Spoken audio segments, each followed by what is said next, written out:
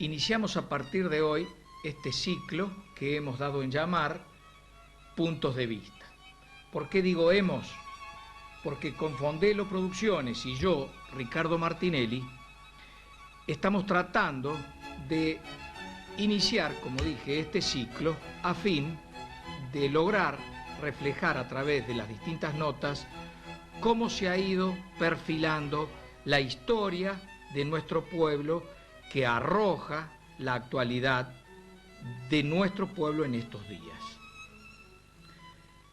Esperamos entonces que esta serie de programas despierte la polémica, la atención, el repudio, pero que nunca despierten la indiferencia.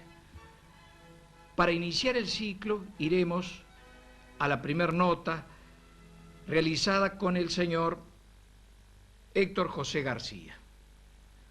Los invito a todos entonces a que pasemos a verla. Héctor José García no deja de ser una gracia, es una muy buena oportunidad. ¿Por qué? Porque el mero hecho de conversar con él nos establece la profundidad de su vida, la importancia de su camino trayectado. Nos puede contar infinidad de cosas que van desde lo más cotidiano a lo más importante, como puede ser, sin restar la importancia, por supuesto, a lo otro, lo que tiene que ver con su vida pública. Preguntarle, por ejemplo, a don Héctor, ¿dónde nació usted? Bueno, yo nací en la ciudad de La Baulalle, donde éramos 7 hermanos, y nací en un establecimiento de la firma Llorente Hermano, que se llamaba el establecimiento La Numantina, que aún queda un casco de eso, todavía quedan vestigios, porque esa gran colonia se vendió todo en aquellos días y hoy está eso ahí. Bueno, para mí ha sido muy linda la experiencia que he tenido desde chico allí, en fin. Los tocó ir a la escuela en aquellos días, que era duro ir a la escuela. Y felizmente, en la escuela Domingo Faustino Sarmiento pude llegar a 6º grado. También tuve el honor de que yo allí también hasta fui abanderado. Para mí era una alegría muy grande en aquellos días. O sea que desde pequeño ya tuvo éxito, al menos en la escuela. Desde el principio ya en la escuela fue abanderado usted. Sí. ¿Recuerda la cantidad de alumnos de 6º grado en esa época? Y como 65 por ahí. Sí, muchísimo. Muchísimo, sí. Ajá. Así es. Exactamente, en La Baulalle, ¿en qué parte dice que todavía está esa estancia? Está del norte al norte de la ciudad de La Baulalle. Y allí está la colonia, pero como digo, ya la repartió Llorente en aquellos tiempos y queda el casco aún de eso. Eran unos campos en aquel momento un poco salados. Mi padre fue el capataz allí. Y ahí, bueno, los vinimos cuando ya tenía yo más o menos unos 8 años a 10. Bueno, mi madre ahí siempre los hacía hasta medio bollerear un poco, que mi madre murió no hace mucho, a la edad de 100 años en La Baulalle. Ahora, ¿qué cantidad de personal tenía esa estancia? Esa estancia tenía más o menos unas 20 personas ocupadas en aquellos días. ¿Transitorias? Y no, eran todos efectivos. Ajá. Sí. Pero, por ejemplo, los tiempos de cosecha, que se solía levantar la cosecha digamos, maíz, por ejemplo, la cantidad de gente que venía, ¿a cuánto ascendía, por ejemplo? Bueno, ascendía que se duplicaba en muchos de los casos, triplicaba también, sí. Que después lo dieron por tanto a ese campo, me acuerdo en aquellos días, lo dieron por tanto. ¿Por qué? Porque le resultaba más rentable a la firma Llorente Hermano. Usted, en muchas oportunidades yo he escuchado que hablan del señor don Héctor Cariño García. ¿Cariño es otro apellido suyo? No, fue un sobrenombre que me pusieron los empleados de aquellos días en la estancia. Me pusieron Cariño porque dicen que cuando yo era chico y llegaba toda la peonada a tomar los mates a esa cocina que era histórica, yo corría, primero no sabía caminar, pero me agarraron ellos y me ponían los pañuelos que tenían en el cuello y me hacían caminar. Quiere decir que antes de los 9 meses yo andaba corriendo con ellos.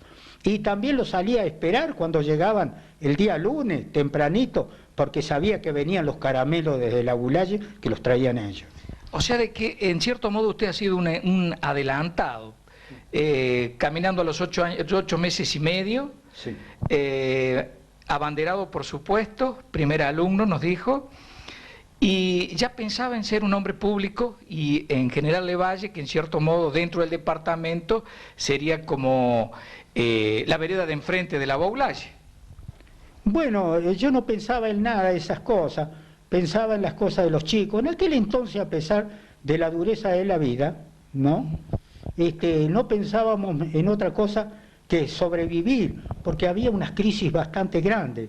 Nosotros la pasábamos bien, ¿por qué? Porque en casa siempre mamá criaba aves, pollo, de todo, ¿no? Chanchos, los hacíamos el consumo.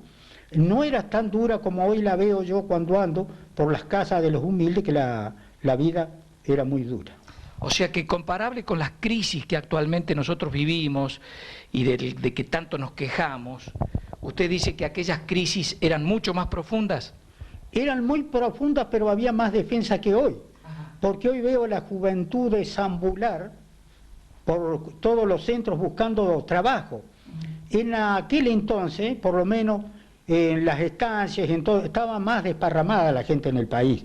Había sí trabajo, llegaban las juntadas de maíz y no estaban estas máquinas que están hoy.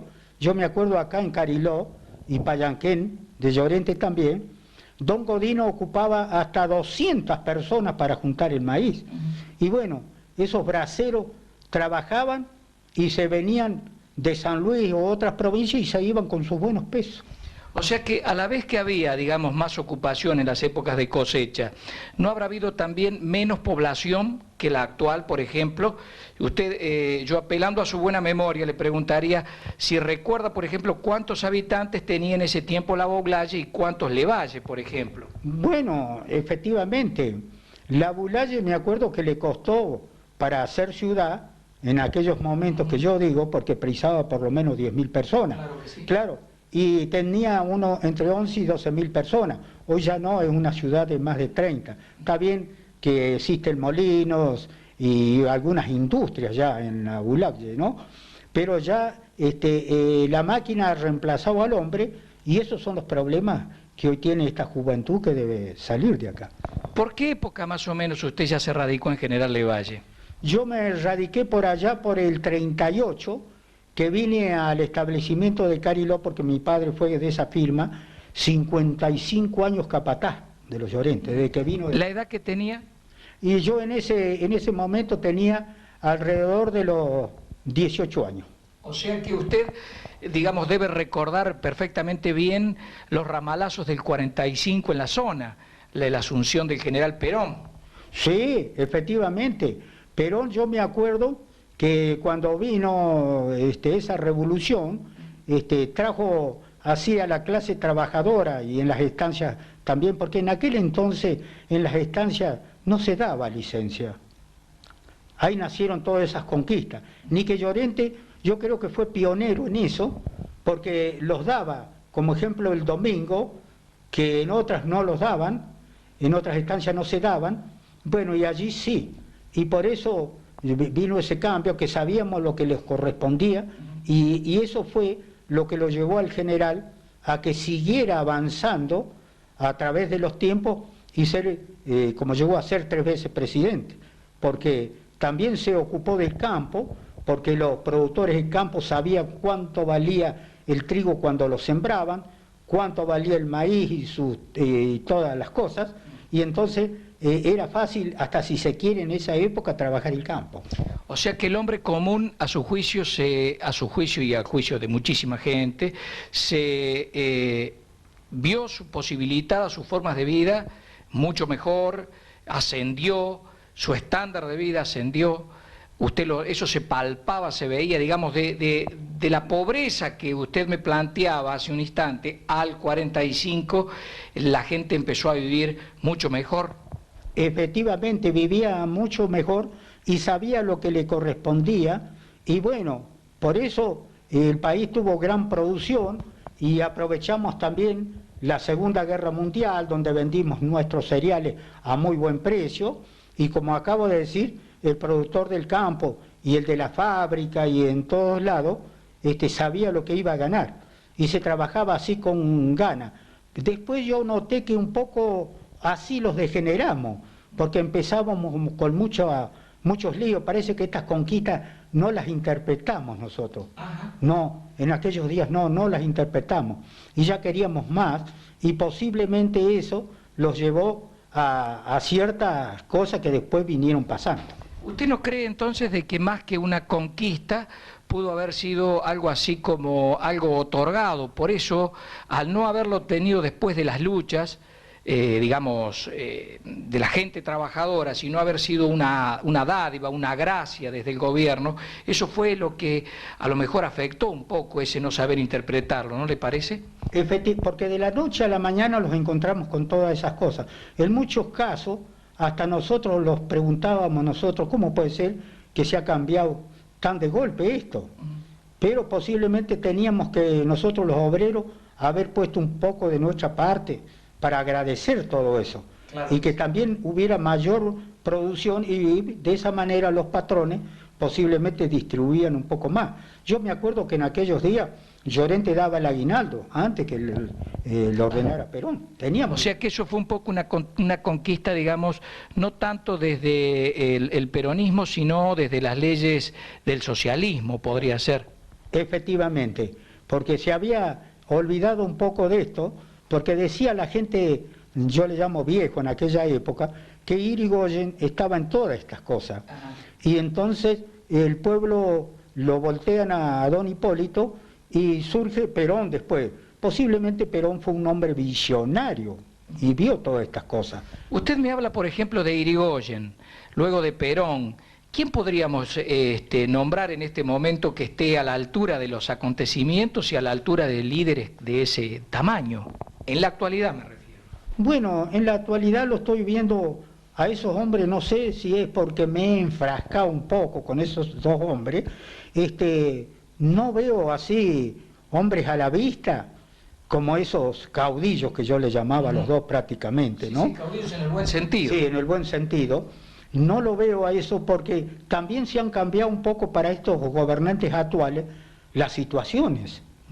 Porque antes nosotros, como digo, con la plata que hacíamos, había grandes créditos.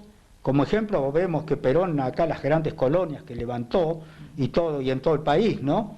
Irigoyen también tenía sus ideas, las 8 horas de trabajo, que las habían planeado en aquellos días también, y yo veo hoy que se ha cambiado mucho esto.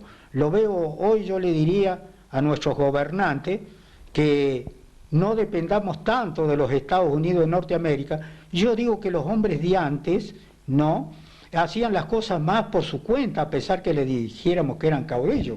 Eran patriotas. Yo recuerdo que cuando la Segunda Guerra Mundial ni entramos en la Segunda, ahí yo ya tenía un poco así, leía mucho, yo siempre chico he leído mucho, y por eso le digo a la gente de que en esos momentos era otra la vida.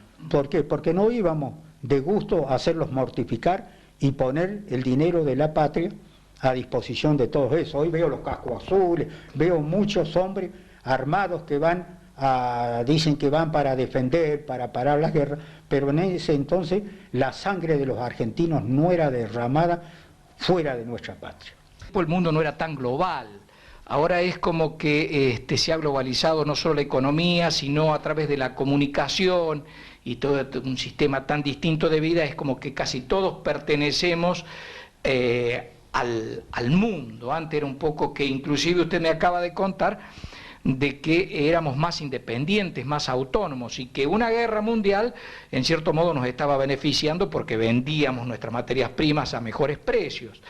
Ahora, de todos modos, ¿cómo ve usted ahora que ha cambiado? O mejor, vamos a hacer una cosa, vamos a hacer un corte y vamos a... Ha salido desde la Boulaye, año 38, y lo tenemos ¿dónde, don Héctor?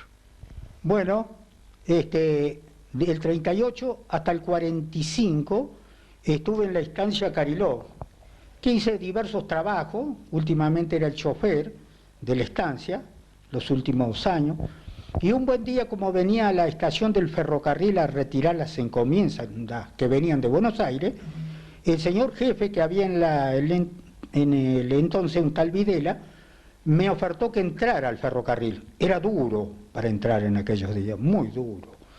Pero él, a cambio que viniera a jugar al fútbol para los equipos locales, no, el de la preferencia del de allá, me hizo entrar. Pero después resulta que salgo ahí nomás.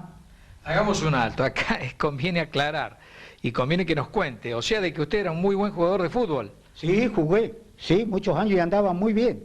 Acá hay muchos que he jugado junto, el vasco Eduardo Idiarte, que viven todavía, hay gente ahí. Perdón, ¿el puesto? Centro Haas.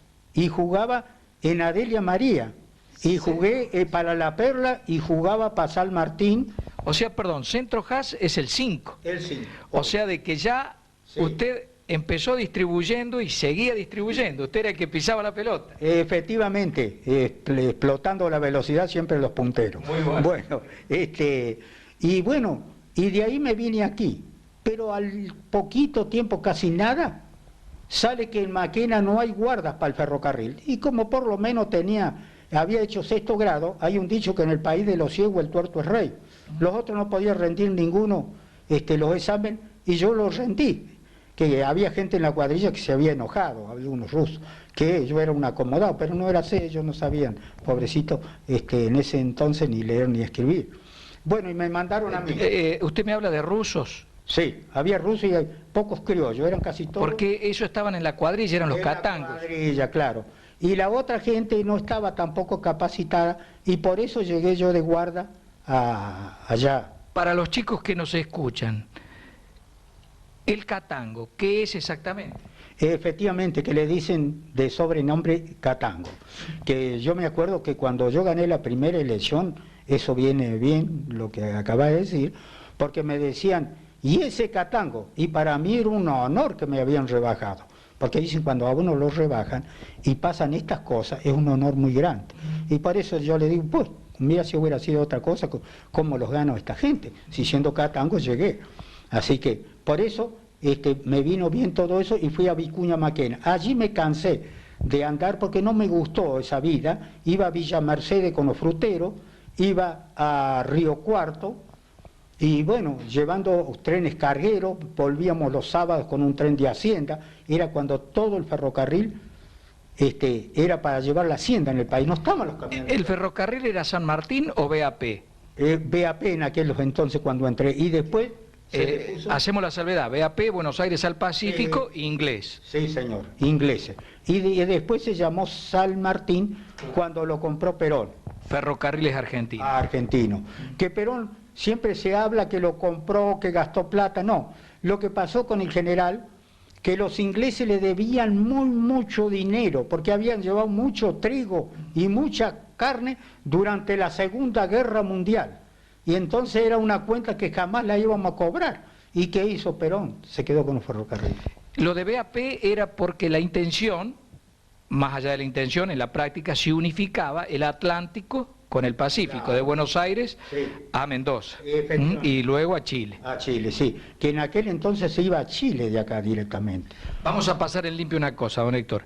El catango era aquel que trabajaba cuidando y manteniendo las vías en las cuadrillas. En las cuadrillas. Exactamente, con las zorras, que sí, muchos sí, las zorras andaban, me acuerdo, teníamos los patrulleros y las zorras que iban, comían en el campo. Una vida muy dura era para el personal de vías y obra, que yo siempre le dije personal de vías y obra, porque tenían que en verano soportar esos terribles calores, que con estar parado ahí era suficiente, y en invierno ese terrible frío que ellos pasaban allí, que siempre teníamos las vías, por eso estaban los cuyanos que corrían a gran velocidad, que ahora veo así azorado lo que está pasando, ni las arreglan más a la vía esta gente.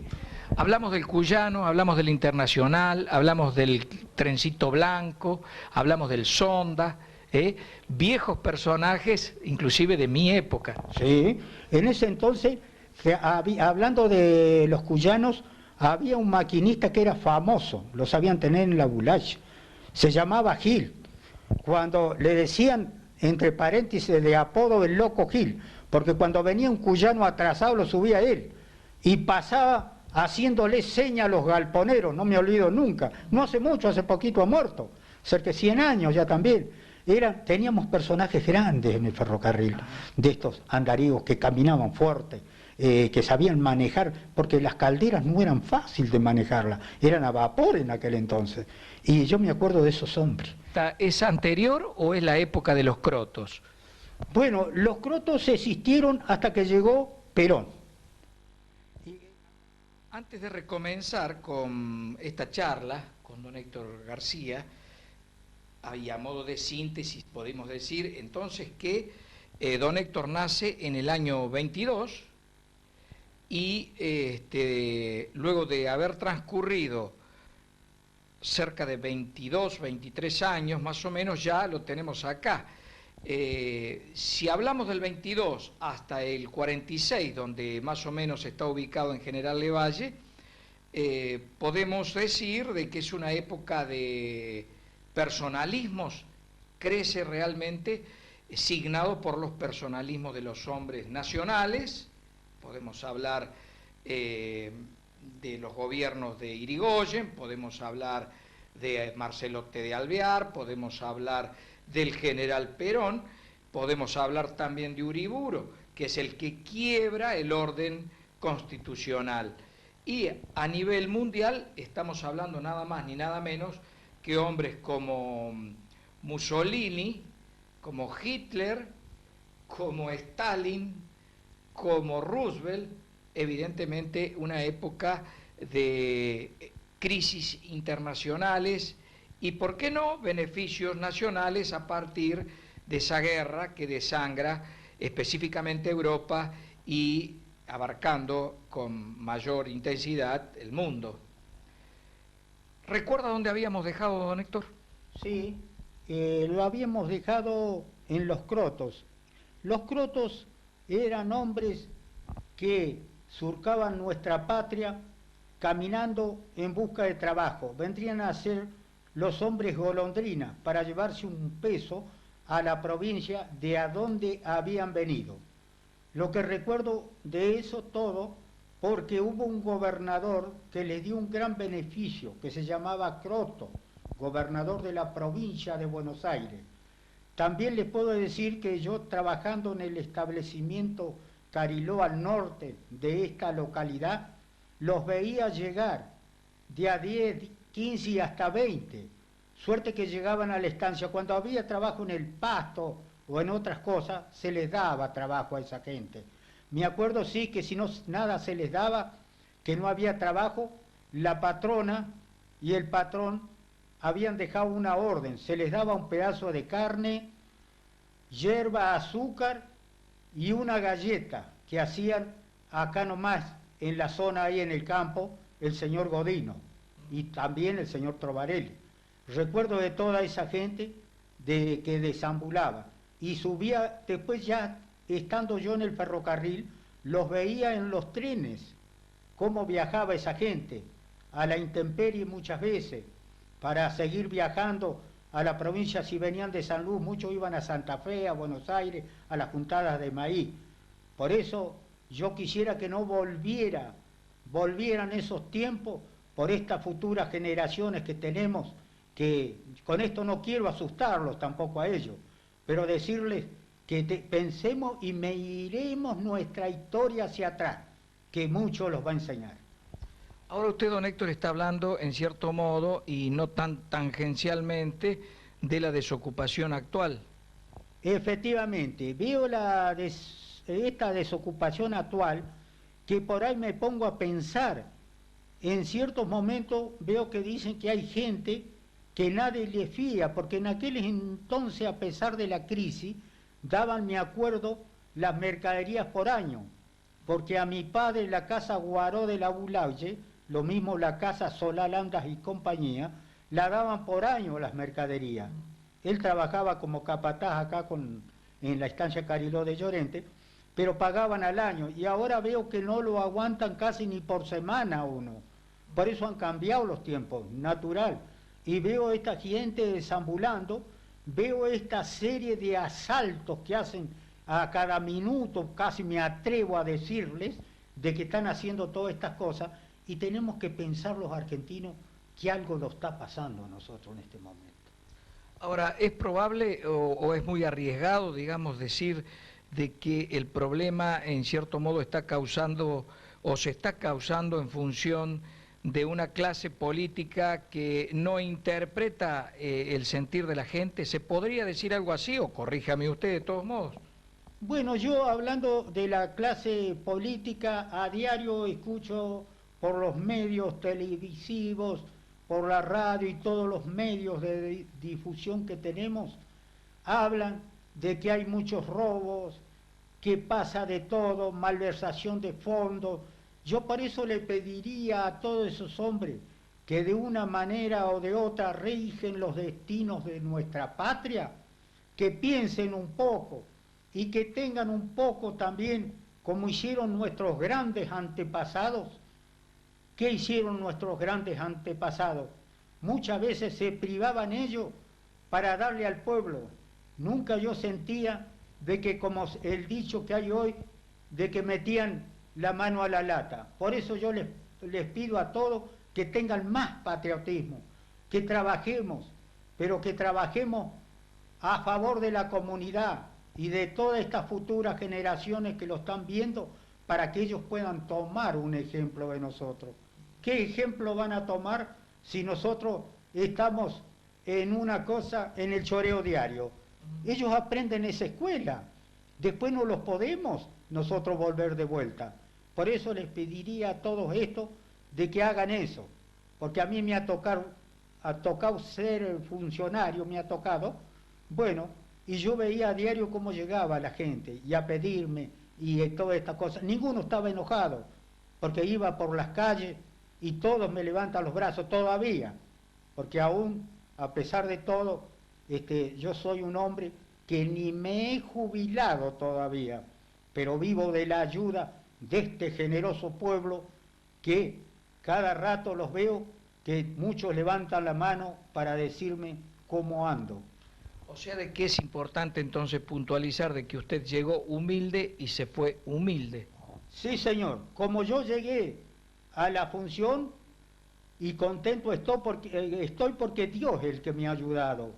Porque siempre tengo un dicho que ni me enfermo nunca. Debe ser una protección que tengo del Señor, del más arriba, para que esto me pase. Y a mi manera soy un hombre muy feliz en este pueblo. Muchas veces tengo privaciones, efectivamente, y llego a algunos de los escritorios del pueblo y paso y me han ofertado esas ayudas. Sí, estoy agradecido de todo eso, por eso sigo pidiendo a todo el mundo de que no bajemos la guardia, que sigamos luchando por nuestros ideales, porque si luchamos por nuestros ideales, pero en forma limpia, este país va a salir para adelante. Tengo la plena seguridad, pero si seguimos en la que estamos, va a ser dura la cosa. O sea, en definitiva, don Héctor, esa consideración es una forma de estimularlo y también es una forma de reconocer de que usted ha hecho las cosas bien. Bueno, efectivamente, desde que yo llegué, en las oportunidades que estuve en la función, traté, al saber y comprender mío, de hacer las cosas lo mejor posible. Yo hubiera sido un hombre que me hubiera podido tentar, porque en muchas oportunidades había licitaciones donde no faltó aquel Satanás que me quería convencer que yo, firmando una cosa, podía juntar unos pesos para mí, para el futuro. Pero generalmente las obras públicas son las que dejan ciertos réditos a los funcionarios que firman las actas. Efectivamente, porque al hacerse una licitación, en vez de hacerse por 10 pesos, puede valer 12. Y entonces allí está la trampa, como dijeran los viejos criollos. Nos estamos yendo y estamos perdiendo un poco el hilo de la conversación, pero no obstante es muy sabroso todo lo que usted dice. Cuénteme usted, habíamos dejado su ingreso al ferrocarril, su gestión como guarda, luego como cambista, ¿cómo es que usted llega a la función pública o cómo es que usted ingresa en la vida política y a través de qué compañías y con qué hombres? Bueno, por allá por el año 1960 se produce una intervención a la provincia de Córdoba. En el año 60, me dice 60. usted. Dígame quién estaba en el gobierno y quién estaba en la intendencia. En el gobierno estaba el señor gobernador, que era el doctor Zanichelli, y en nuestra intendencia se encontraba el señor don Andrés Vincenti. Este hombre no quería ser en aquellos días, como era intendente, no quería ser comisionado. Y bueno, el hombre había presentado su renuncia y se producía una cefalía acá. Y al producirse esa cefalía, resolvieron un montón de hombres que me rodeaban, y eran los que me daban los consejos para muchas cosas. Era un grupo de hombres que yo tenía a la par, porque yo no goberné solo General Valle 60, 61 y 62, sino rodeados con ellos. Y ellos me dijeron que ellos me iban a apoyar y que tomara la municipalidad. Hubo un poco de resistencia natural, porque la misma gente que pegó el golpe el 55 contra el municipio, en esta oportunidad tenían ellos allí el gobierno y no querían largarlo de ninguna manera. Como efectivamente llegué, a pesar de que hubo un poco de resistencia. Era en el 55 la Revolución Libertadora. Sí, señor. Aramburo, Rojas, Lonardi primero. Efectivamente, esa gente que pegó el golpe. Entonces acá tomaron, en una palabra, los demócratas tomaron el municipio. Con este señor, del cual siempre fui un gran amigo, incluso, sobre todas las cosas. Era un hombre de campo, un hombre sano, todas estas cosas. Bueno, y luego ya... Perdón, don Héctor, en el 55 el que asume es Emilio Vincenti, Sí. O sea que era una intendencia de facto. De facto, hasta el 60. Eso es. El 60, no, una intendencia de facto no, porque dentro de ese intervalo hubo una elección y triunfó el señor Vincenti. Ah, o sea que estaba elegido. Sí, estaba elegido, Vamos, por eso era puntualicemos eso porque Sí. es importantísimo. O sea que Vincenti estaba elegido, era representante Sí. de la gente legítimamente. Sí, el Partido Demócrata. Es muy importante puntualizar. Sí. Bueno, después de esto, que yo goberné estos 3 años, resolvieron de llevar un candidato. El señor Vincenti se presentó por el Partido Demócrata. Los radicales llevaban a don Esteban Berra, el radicalismo del pueblo era en aquellos días. Claro, estaba dividido. Sí, y los La cristianos, intransigencia por un lado, Sí. con Frondizi Gómez, sí, y Balbín por el otro lado con los radicales del pueblo. sí, y el doctor Frondizi por la Unión Cívica Radical Intransigente. Exactamente. Y ahora les voy a contar por qué yo llegué por la Unión Cívica Radical Intransigente. Porque íbamos a ir una lista que había con Unión Popular. Pero a Unión Popular lo proscribieron en esta provincia. Claro, perdón, porque desde la Nación proscriben al peronismo. Claro, lo proscribieron, es que acá en Córdoba no lo dejaron ni ir a las elecciones. Sí. Fue porque en Buenos Aires fue Framini. Bueno, Pero, perdón, Framini va en una segunda instancia a la gobernación de Buenos Aires y no le permiten, a pesar de haber ganado, el ejército no le permite llegar a la gobernación. Bueno, y ese caso de que pasa en la Nación me proscribía a mí después de haber ganado. Bueno, y hablando de eso, y entonces la misma lista que iba conmigo, los reunimos. Y en ese momento de que los reunimos, bueno, no va a Unión Popular, vamos a ir los mismos hombres, que los reunimos, me acuerdo como si fuera hoy todos los hombres que había, que era don Nicolás Rosa, don Horacio Martinelli, un viejo luchador, Pancho Frola, también estaba, por Federación Agraria, estaba en aquellos días, don Enrique,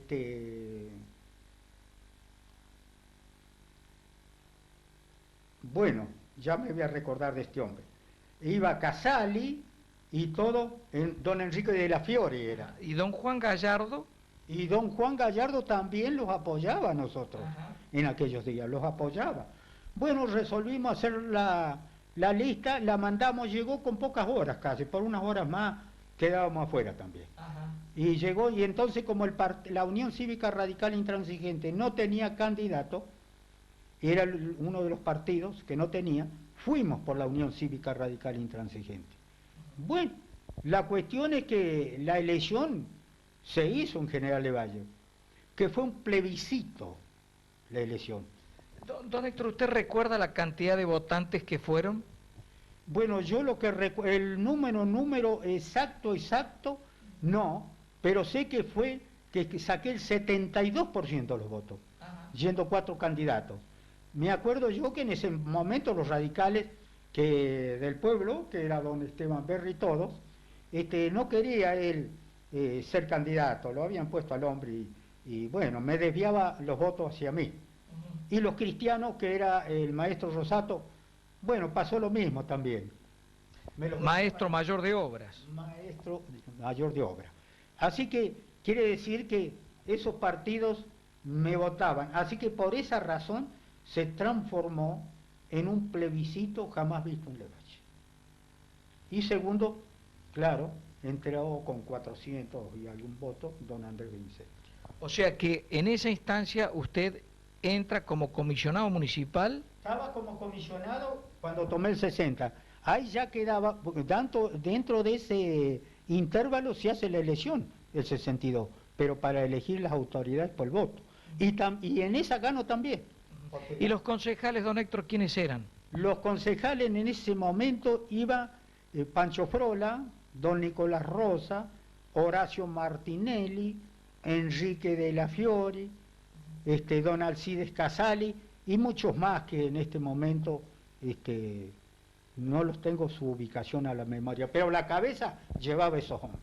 Bueno, vamos a hacer un pequeño intervalo aquí, vamos a hacer un corte, pero antes yo quiero recordar cómo era el eslogan en Buenos Aires cuando, durante la época de Frondizi, gana Framini la gobernación. Se recuerda usted que era Framini Anglada, Perón a la Rosada. Sí, sí, efectivamente. Y es ahí donde los para nada estaban de acuerdo o iban a aceptar esta gente que proscribía y que hackeaba al peronismo, sí, que era todo el ejército, sí, gorila. Sí, el ejército, son los que mataron en José León Suárez, todo cuando fusilaron al general Juan José Valle. Sí, y a Tanco.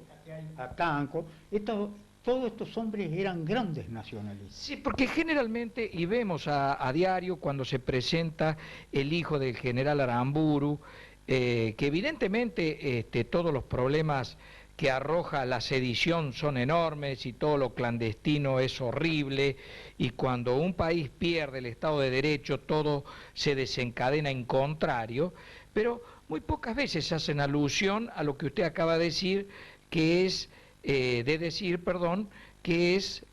los fusilamientos de José León Suárez, donde perseguían a peronistas, y en los basurales de José León Suárez los fusilaban, y eso muy pocas veces se recuerda. Sí, efectivamente, porque quieren tapar con un manto ese pasado triste que tuvieron muchos hombres de que se embarcaron en esa misión, posiblemente pagados por el capitalismo internacional, porque también en aquellos días uno de los argumentos de la caída del general Perón era que iba a explotar el petróleo con compañías americanas, pero hoy lo veo más lejos que eso, porque antes era un porcentaje que daba para el Estado y el otro porcentaje se lo llevaban ellos.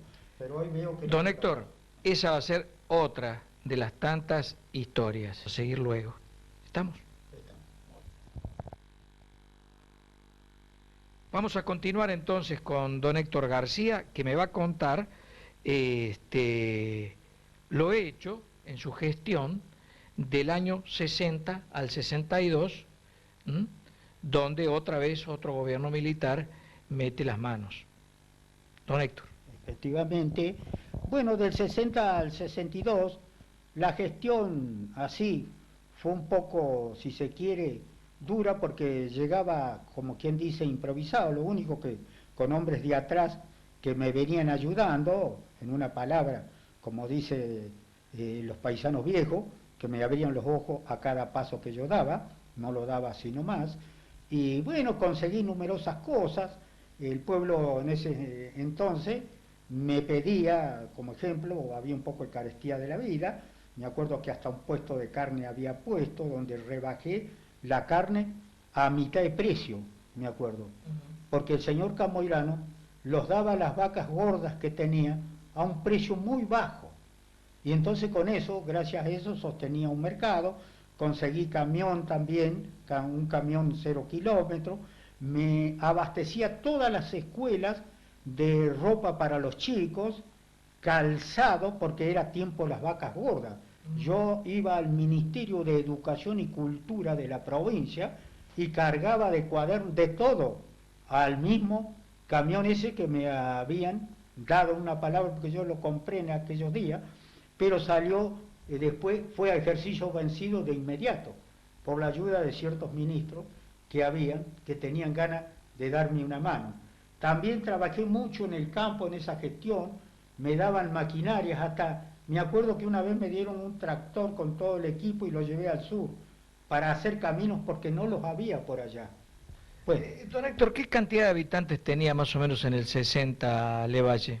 En el 60 cerca de lo que es hoy, ¿eh? Es cerca. Sí, quiere decir que Levalle no ha progresado mucho en eso. O sea que no crece, pero tampoco declina. No declina, sí. Lo hemos estado estancando porque según la gente de antes, y yo lo veía estando en la estancia, acá había una fábrica de manteca en aquellos días, que durante la Segunda Guerra Mundial vendió mucha manteca que salía por el Pacífico, que iba en tren, un frigorífico de tren 111, y con 112 cargábamos a puerto. El 111 era el tren de encomienda que salía de Rufino. Efectivamente. Con ese lo cargaban, hasta se cargaban frigoríficos enteros para la Segunda Guerra, que la Segunda Guerra Mundial los benefició terriblemente a nuestra zona, por las novilladas que se vendían directamente para que los frigoríficos británicos los llevaran, que tenían un comprador en las estancias en la época, vendía el productor directamente a frigorífico. ¿Usted recuerda en esos tiempos de la guerra, vamos a volver, quiero que usted me cuente algo, cómo era la población así en general, cómo veía usted en general la población? ¿Estaba más del lado de los alemanes o del lado de los aliados? No, en aquellos días yo lo que notaba así, de que la gente estaba del lado de los alemanes, porque el nacionalismo nuestro, o los generales esos viejos, tenían más coincidencia con los alemanes, porque también había así una confianza en cierta gente del pueblo argentino, porque ya los habían explotado mucho los otros a nosotros, porque habíamos sido los yanquis y los ingleses. Los ingleses sobremanera en aquellos días los habían explotado tanto que queríamos, en una palabra, cambiar de amo. Y los alemanes estaban haciendo en aquellos días una industria terrible tenían, y llegaban los productos de más calidad a estas costas, ¿no? Y más baratos. Y claro, eso los inquietó grandemente también a los aliados después, antes y después de la guerra también. Así que el aporte ese económico que usted puntualiza es para analizar, De pronto, dígame otra cosa más. Nos estamos olvidando de dos legisladores de origen radical que usted debe haber conocido mucho. Jacobo Bendayán y Armando Aimar. Sí, esos dos hombres que los tocó en suerte eran de General Levalle. A Armando Aimar, recuerdo yo que un cierto día viajamos con Horacio Martinelli a la Bulalle había que elegir uno, hasta a mí también me lo habían ofertado en aquellos tiempos, pero yo no quería porque me parecía que era cosa para hombres muy preparados, para doctores y todas estas cosas. Ni que los años después me desengañaron, que los hombres del llano sabemos tener más experiencia y a lo mejor llegamos más que toda esa gente que se olvida después del pueblo. ¿Será por algo de la sensibilidad? Posiblemente que los hombres que hemos luchado, que los ha pasado de todo, somos más sensibles. La cuestión que propusimos con Horacio, que hoy no está entre nosotros, está en el cielo morada de los gustos, bueno, propusimos que fuera Armando Aimar. Y bueno, le pusimos el hombro todos y llegó. Lo mismo que Jacobo Bendayán, que también nosotros todos los pusimos contentos, porque cuando un hombre del pueblo llega a una función de esa, es como que nos conecta. Sí, y todos tenemos una esperanza, porque vivimos de la esperanza. Es como dijera Jesucristo, vivimos de la fe. Y por esa misma razón, bueno, la cuestión que a los 2 años más o menos, pasó lo que el golpe en la provincia, y bueno, las cámaras fueron cerradas, así que no supimos hasta dónde se podía llegar en esto. Y bueno... Usted me habla del 62. Sí, del 62, cuando al señor Aimar le toca dejar la función. Bueno, así que por eso digo yo que... Y por ende, a usted también. Sí, sí. ¿Quién lo sucede en ese caso? José Díaz, un viejo militante del Partido Demócrata. Era el que tenía la panadería de donde ahora está José Villegas, Juan José Villegas. Sí, efectivamente. O mejor, antes los Brangi. Sí, efectivamente, este hombre vivía allí, me acuerdo, éramos vecinos. Incluso le sabía vender porque yo ordeñaba unas vacas para poder sobrevivir y hacer llegar el sueldo para hacer estudiar los hijos. Me compraba hasta la leche, me acuerdo, ese hombre, éramos vecinos. Como vecino, muy buen vecino, para mí fue un gran hombre, le tocó nomás intervenirme, que bueno, cuando llegó el momento no llamé a hacer resistencia ninguna, a pesar de haber ganado las elecciones por muerte, no hice ninguna resistencia. ¿Era en el tiempo también que sembraba papas en el fisco? Efectivamente, cuando sembrábamos papas, en cierta oportunidad, eran unos cañadones, pero había unas hectáreas que eran lindas.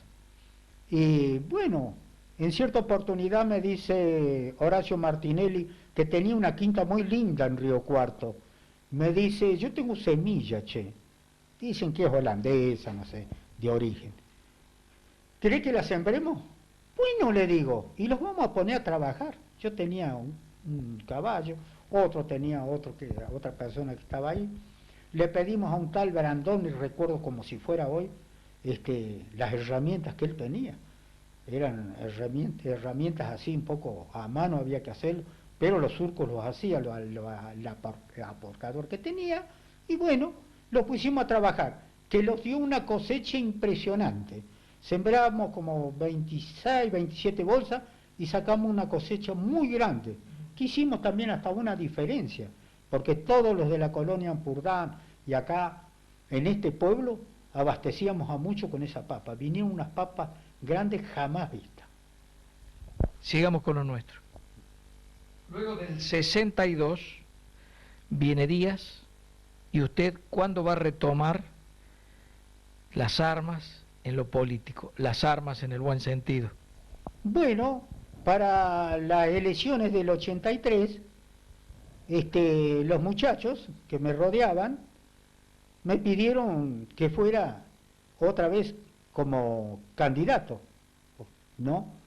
Y bueno, lo hice y fuimos a esas elecciones que, en fin, parecían un poco que iban a ser un poco más duros. Iba el amigo Sosaya por los demócratas. Perdón, Sosaya, Alberto Sosaya. Alberto Sosaya iba por los demócratas y también por los radicales iba el doctor Farina, creo que. El doctor Farina, bueno, y me tocó ganar con gran facilidad otra vez, repitiendo, no sé, aquella elección no he repetido, del año 83, del año 62, pero una elección que ganamos muy lejos. Bueno, seguimos trabajando, tuve suerte que pude hacer muchas obras, porque el gobierno provincial, había un poco de, así fue tiempo de las vacas gordas, y en escuelas, barrios, por todos lados, ambulancias que no tenía el pueblo, teléfono, cambiamos. En una palabra, tuvimos mucha suerte para hacer obras. Cuando se me trancaba muchas veces al actual gobernador, iba a llorarle la carta un poco, y algunos funcionarios también que había del radicalismo me daban una mano. Lo mismo en el orden nacional.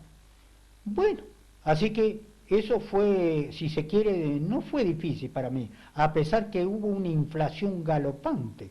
Tuve grandes problemas, pero se solucionaba, no sé por qué razón, era que se los hacía todo. Habíamos aprendido a vivir con la inflación. Sí, señor. Así que, como digo yo, llenamos de obras por todos lados. Lo mismo fue el otro periodo. Seguimos con el gas, seguimos con todas esas obras, y también tuvimos apoyo nacional. ¿Por qué tuvimos apoyo nacional? Porque de arriba los tiraron muchas cosas, caños, en fin, lo mismo que cuando la provincia los ayudó, y así por el estilo. Yo siempre digo que para mí no fue difícil gobernar, y como habíamos pasado los tiempos de antes, que no se veía nada, habíamos conseguido varios barrios también, que se hicieron algunos. Banco hipotecario, cierto día fuimos, me acuerdo, con 4 personas que me acompañaban, a buscar yo 4 o 5 casas, porque había salido en ese momento en el diario, había salido Clarín, que había 25.000 casas para todo el país. Y yo le digo a los muchachos ahí en el consejo, ¿por qué no me acompañan? Digo, ¿cómo no los van a dar 5 o 6 casas de banco hipotecario? Cuando llegamos allá ya cambiamos el verso. Lo visitamos a José Manuel de la Sota, me acuerdo que era diputado nacional, y él nos dijo, no, dice, esto lo manejan los radicales. Pero las coincidencias en la vida se dan. En ese momento lo hablaba Carlitos Becerra a José Manuel de la Sota, para que vean las casualidades de la vida, cómo se hace. El secretario de la presidencia de Alfonsín. Era secretario de la presidencia. Después que hablan, era porque Iglesias Rouco le había dado al señor presidente de la República con un caño, ¿no?, a Alfonsín. Iglesias Rouco, un editorialista de la prensa. De la prensa, efectivamente. Y entonces ahí nomás de la Sota le contó que estábamos nosotros ahí, ¿no? Y entonces ahí nomás le dijo a de la Sota que le dijera que fuéramos a hablar al vicepresidente del banco hipotecario. Bueno, las personas que habíamos ido era el negro Lorea, como le decimos cariñosamente, Miguel Bernardi, Chico Giraudo, que era concejal por el Partido Demócrata, y el asesor de obra, que era Carlitos Dutto. Bueno, fuimos allí, pero cuando ya fuimos allí, yo ya no pedí más 5 o 6 casas. Vi el ambiente lindo, pedí 50. Bueno, ahí nomás hicimos un escrito y la dejamos allí a la carta, y los dijeron que a nosotros los iban a contestar acá a Río Cuarto, a la sede del Banco Hipotecario. Y resulta, pasó un mes, pasó 2, 3, nada, y yo decía, bueno, esto me guitarrearon. Pero a los 3 meses y medio cayó un policía que bajara a Banco Hipotecario, que estaban a 50 casas. Y en tiempo récord se hicieron, porque los dieron la partida, arreglamos los tantos con los muchachos acá, y bueno, de inmediato que las hizo Zambroni, me acuerdo, todas esas casas, como si fueran. Ahora, desde el punto, digamos, de vista político o dentro de su trayectoria política, ¿qué es lo que recuerda usted con más pena, con más amargura? ¿Cuál fue el hecho que a usted le resulta más condenatorio o que lo bajoneó más? Bueno, yo así, a pesar de todas las luchas que tuve, porque hasta luchas internas, y siempre las luchas internas las hago medio solo, pues soy solitario. Yo cuando gano la calle, igual que en las campañas políticas, ¿no?, salgo solo. Practica un poco como Irigoyen, la política de la oreja. Sí, casa por casa, así, efectivamente, así, no ofertándoles casi nada. Yo les digo que yo voy a imponer lo que yo tengo, que lo único que tengo es que soy decente, me siento así bohemio, y dentro de mi humildad les convido con eso a todos, que yo voy a seguir luchando, por este pueblo y por todos los pueblos que me quieran escuchar. Pero yo, amargado no, nunca. Yo tengo un dicho, que en política hay que tratar de hacer enojar a los de enfrente, nunca enojarse uno porque si no pierde, como dijo Pedro Dimán, le sacan un fuego el lomo. Y el momento de más euforia que a usted lo hizo más feliz, que encontró que estaba concretada su lucha, a pesar de que su lucha sigue y está activa, ¿cuál podría ser? Bueno, yo la gran alegría es todo lo que hice por esta generación de General de Valle, por todas las obras que conseguí de una manera o de otra, agradecido de todos los funcionarios que me abrieron las puertas, y soy un hombre muy feliz en ese sentido, porque yo podría tener muchos otros enfrentamientos por diversos tipos, pero no me voy a amargar ni me voy a enojar. Y don Héctor, la gente que lo ha acompañado, ya sea desde como concejal o como funcionario, que usted pueda destacar o que le haya parecido más competente, por supuesto que habrá muchísimos, pero ¿cuál le parece a usted que fue el que mejor lo acompañó, si es que me puede dar algún nombre?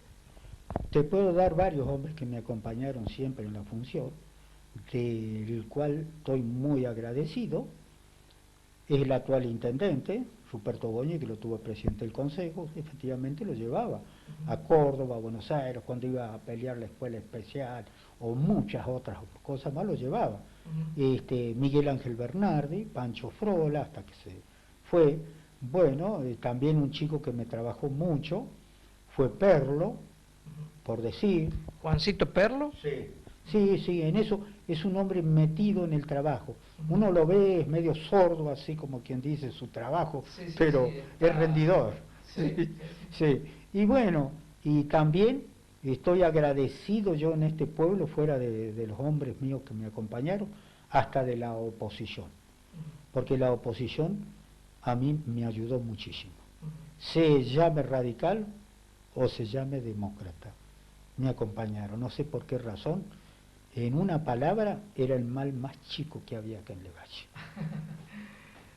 Levalle. Don Héctor, vamos a hacer. Y también, quiero decir, ahora se me escapaba una, entre mis intervenciones fuera del municipio, recuerdo con cariño también a todos los hombres que los tocó actuar, cuando la electrificación rural, en aquellos momentos era muy duro, y en cierta oportunidad vino un amigo, Isidro Bastarrachea, y me pidió que integrara esa comisión. Y bueno, yo, para no dispararle al bulto, vi que era duro, porque parecía muy dura la empresa.